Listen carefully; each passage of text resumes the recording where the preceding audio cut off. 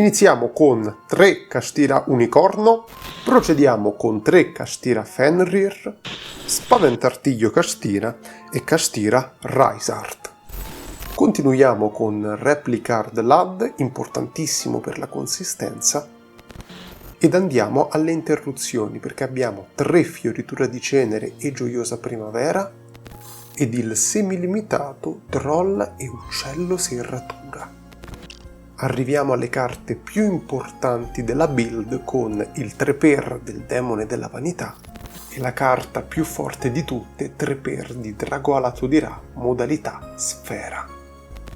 Magie: 3x del pianeta pressato Vrysot, 2x della Kashtira Tevosi, Nascita Kashtira, la magia più potente dell'intero mazzo, un non negoziabile terraformare per le partenze e poi le immancabili pescate con Giara della Prosperità e della Prodigalità.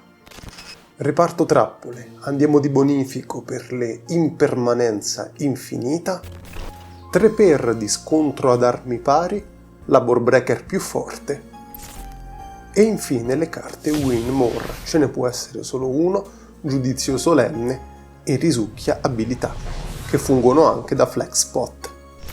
Andiamo con l'extra deck, immancabili Kashtira Shangri-La, 2x Armato Oscuro e il Drago dell'Annientamento, procediamo con il 2x di Grande Occhio e immancabile Zeus con la collega Gradiel e il Distruttore di Stelle, Crisi del Cielo. Concludiamo gli Xyz con le carte più forti dell'extra deck, Drago Metallico, Fiamma, Occhi Rossi. L'extra deck finisce con il Piccolo Cavaliere e la dea del mondo sotterraneo del mondo chiuso.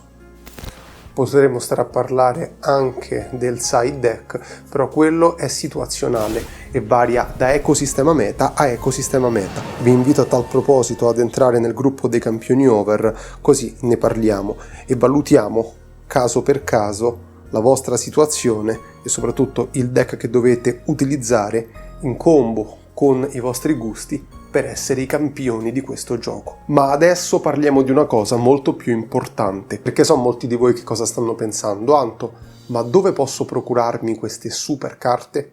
Vi dico quello che utilizzo io. Il sito che io utilizzo si chiama Card Trader, vi lascio il link sotto in descrizione e lo ringrazio per aver reso possibile questo video. Dunque potete prendere tutti i tipi di prodotti che volete, mazzi precostituiti, bundle, i mazzi starter, le memorabilia, i dadi, i tin, tante robe che normalmente non sono possibili sugli altri siti, e potete prenderli non solo di Yu-Gi-Oh! Ma anche di Magic, di Pokémon, di Flash and Blood, cioè ci sono tantissimi giochi in cui potete scegliere, ma vi faccio vedere il fiore all'occhiello di questo sito. Ammettiamo che io voglia comprare per esempio il mazzo Kashtira, ok? Quello che vi ho fatto vedere. Vi spiego quello che succederebbe sugli altri siti. Normalmente io dovrei andare a prendere diverse carte da diversi venditori e non ho nemmeno preso tutto il deck in questo esempio. In ogni caso, guardate il nostro carrello quanto è impietoso. Abbiamo 20 spedizioni diverse con una spedizione che va a pesare tantissimo. Immaginate se potessimo eliminare questo numeretto e farci uno sconto di ben 60 euro. Rimanete perché adesso vi faccio vedere la magia.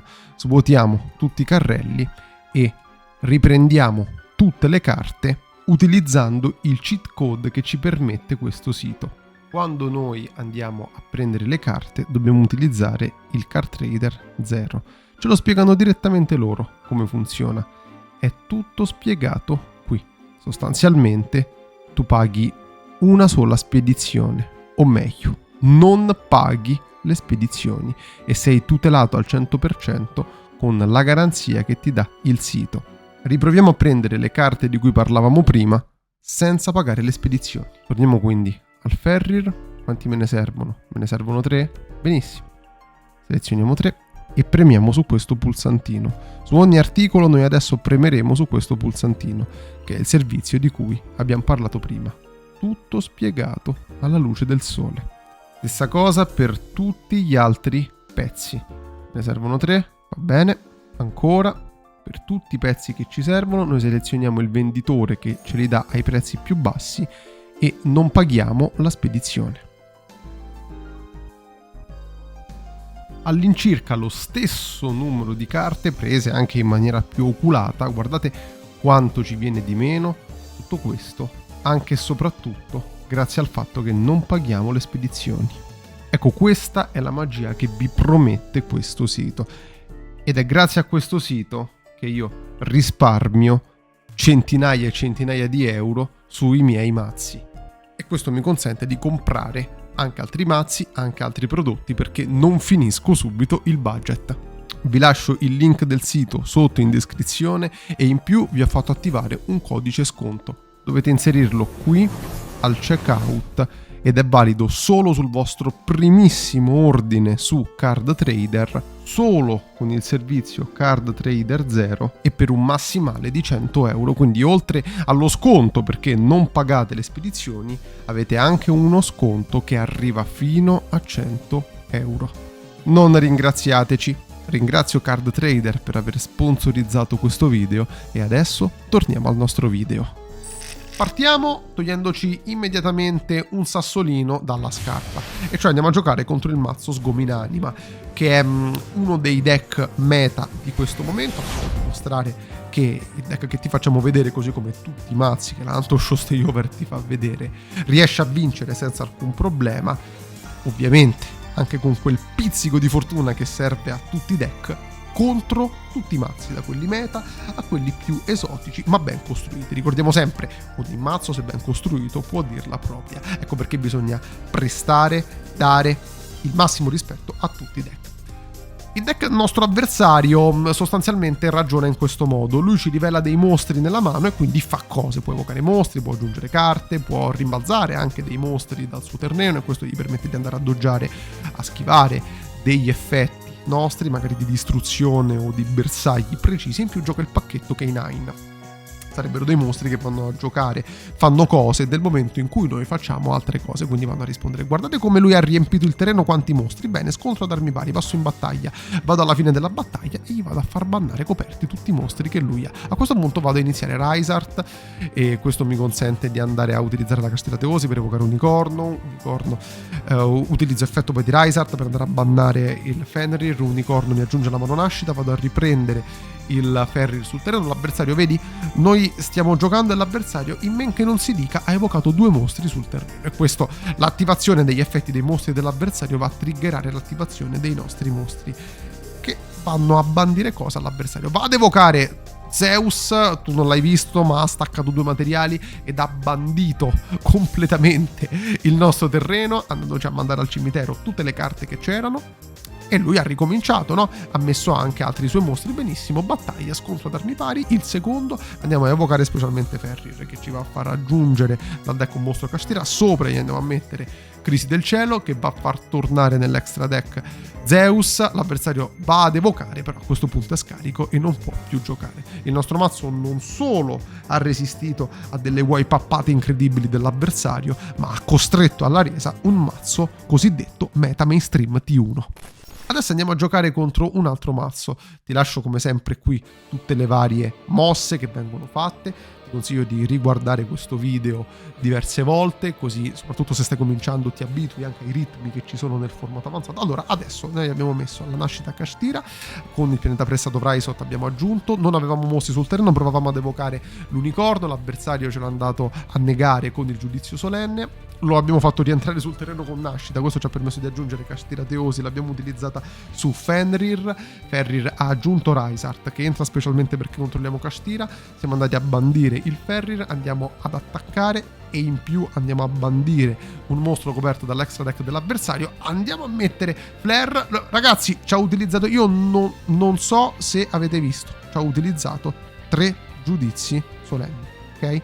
È vero che al giorno d'oggi il giudizio solenne è limitato ad 1 e avete appena visto perché, però noi giochiamo contro i mazzi full power ed è appena successo questo. Noi comunque abbiamo 2 carte nella mano, siamo rimasti con un mostro, il mostro più forte sul terreno e con la nascita sul terreno. Ci ha utilizzato addirittura l'impermanenza infinita, abbiamo messo fioritura di cenere, abbiamo attaccato, l'avversario aveva il pachicefalosauro e abbiamo dovuto attaccare con Ash, che però gli ha tolto solamente 100. Adesso l'avversario voleva utilizzare la giara della prosperità. Questa partita veramente non so se definirla geniale oppure una comica. Fatto sta che è servita a constatare che il nostro deck resiste anche a 3 controtrappole che vanno a negare qualsiasi cosa. Andiamo a fare adesso un'altra partita, sempre contro mazzi meta del momento, e siamo contro un drago bianco occhi blu.